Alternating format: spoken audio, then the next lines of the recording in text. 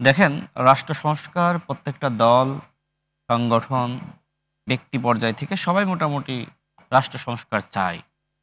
কিন্তু এই সংস্কার আসলে করতে কত সময়ের প্রয়োজন? সময় যত যাচ্ছে অনৈক্য তত বাড়ছে এবং এটি খুব স্বাভাবিক।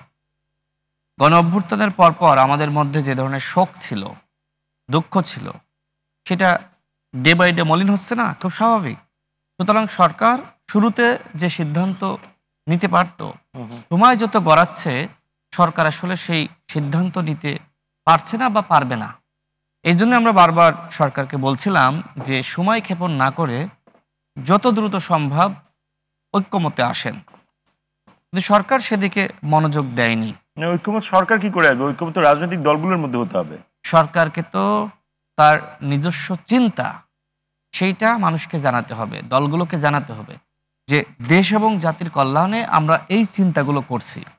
সরকারকে তো মানুষ ওই চেয়ারে বসিয়েছে সিদ্ধান্ত নেওয়ার জন্য। দেশ ও জাতির কল্যাণে এতগুলো রাজনৈতিক দল মিলে যা চিন্তা করে তার বাইরে সরকার আর কোন পয়েন্টটা চিন্তা করবে যেটা হয়তো আপনারা চিন্তা করেন নাই? দেখেন, আমরা প্রত্যেকটা রাজনৈতিক দল, যতগুলো সংস্কার কমিশন গঠিত হয়েছে সর্বমোট 11টা, এর মধ্যে যে প্রস্তাবনাগুলো চেয়েছে সব দলগুলো দিয়েছে। তাহলে যতটুকু আমাদের ভিতরে কমন ছিল, সরকার চাইলে কি এতদিনে সেগুলো বাস্তবায়ন করতে পারতো না?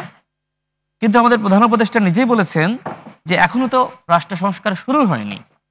তো আপনি কেন এই 10-11 মাসে রাষ্ট্র সংস্কার না করে এইভাবে শুধুমাত্র চেয়ারে বসে থাকলেন? আমরা তো বারবার বলছি যে শুধুমাত্র ন্যূনতম সংস্কার না, ঐক্যমতের ভিত্তিতে প্রয়োজনীয় সংস্কার। কোনো দল যদি যে বিষয়টায় একমত পোষণ না করে, সেই দলকে বুঝান, প্রয়োজনে ওই দলের গুরুত্বপূর্ণ নেতাদের সাথে সরকার একটি কমিটি গঠন করে দিক, তারা আলাদাভাবে বসুক। কিন্তু এই যে সবাইকে এক জায়গায় নিয়ে জগা খিচুড়ি, অমুক কি চাই তমুক কি চাই, সবাইকে এক জায়গায় কি একমতে আনা সম্ভব? মনে করেন যে 10টা দল একমতে এসেছে, ভালো কথা, 3টা আসতেছে না। সরকার মনে করছে বা তার যে গবেষণামূলক টিম রয়েছে তারা মনে করছে যে এইগুলো দেশ এবং জাতির কল্যাণে প্রয়োজন, তাহলে আলাদা টিম তাদের সাথে বসুক।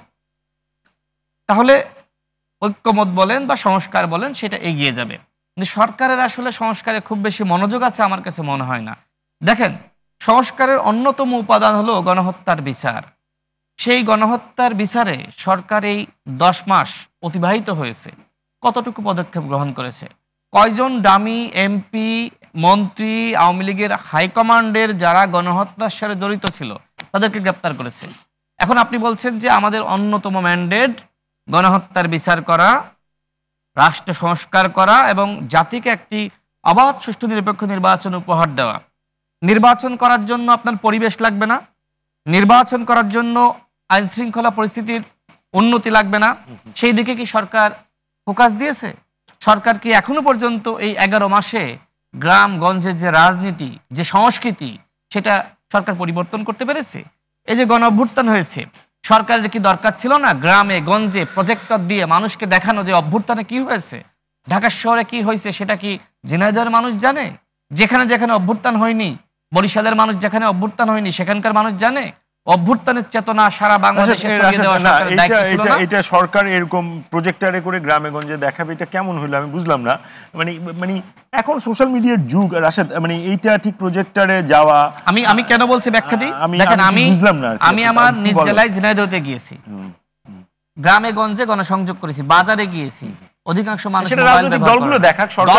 দলগুলো তো করবে। আপনার তো দলের উপর আস্থা নাই। আপনি নিজেই বলছেন 53 বছরের দলগুলো কিছু করতে পারে নাই, তাহলে আপনাকে তো করে দেখাতে হবে।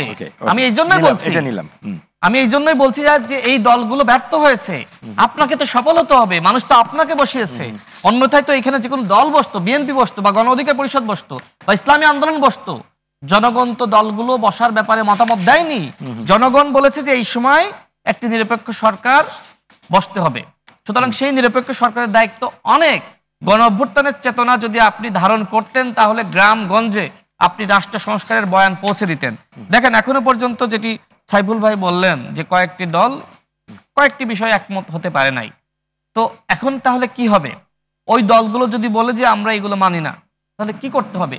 যতটুকু ঐক্যমত হয়েছে সেটার ভিত্তিতে সেটার ভিত্তিতে আপনি একটি ডকুমেন্টেশন তৈরি করেন, সেখানে সবার সাক্ষ্য গ্রহণ করেন, এরপরে বলেন যে যে দলগুলো এগুলো বাস্তবায়ন করতে চান মানুষের কাছে যান, আপনি নির্বাচনী ইস্তেহারে দেন এবং বলেন যে আপনি ক্ষমতায় গেলে সেটা বাস্তবায়ন করবেন। তো এই বাংলাদেশে যদি আমরা এতটুকু সহনশীল মানসিকতা পোষণ করতে না পারি তাহলে আসলে কতটুকু সম্ভব? দেখেন, রাষ্ট্র সংস্কারের জন্য ব্যক্তি সংস্কার সব থেকে গুরুত্বপূর্ণ। এই বাংলাদেশে এখনো পর্যন্ত ব্যক্তি সংস্কারে সরকার পদক্ষেপ গ্রহণ করে নাই। রনিভা যেটি বললেন, বাংলাদেশের সব থেকে গুরুত্বপূর্ণ চিকিৎসা এবং শিক্ষা, সেই কমিশন কিভাবে কাজ করছে আমরা জানি। এই ব্যাপারে সরকারের মনোযোগ নাই বললে চলে। হাসপাতালে চিকিৎসা নাই, রাস্তাতে যখন আছি জ্যাম জটে, মনে হয় না দেশের কোনো পরিবর্তন হয়েছে। সরকার শিক্ষা নিয়ে কি ভাবছে?